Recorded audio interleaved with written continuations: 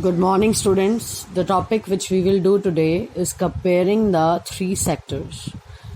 The various production activities in the primary, secondary, and tertiary sector produce a very large number of goods and services. Now, if we talk about these production activities, primary, secondary, and tertiary, in these three sectors, large number of goods and services are produced.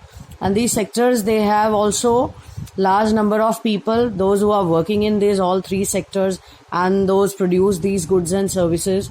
But now the next step in these three sectors, if we compare, we can see in one sector how much goods and services are produced and how many people work in each sector.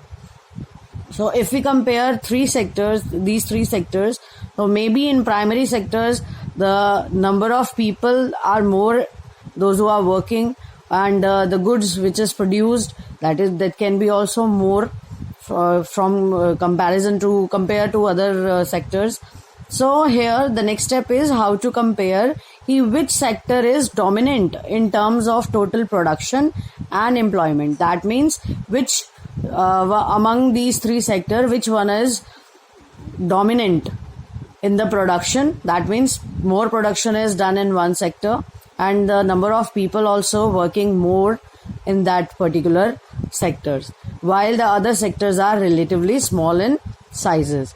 Now, to understand it more better, let's understand it by we see that I'm just giving an example.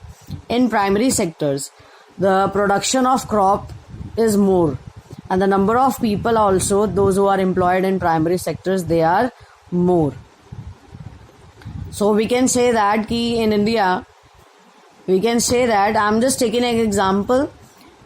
So the dominant sector can be agriculture. Primary sector can be dominant because so many people, they are getting employment in primary sector, and total production also is more than other sectors.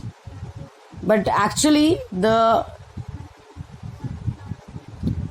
sector which is dominant in nature in terms of production and employment, it is tertiary sectors, because so many people, they get employment in services.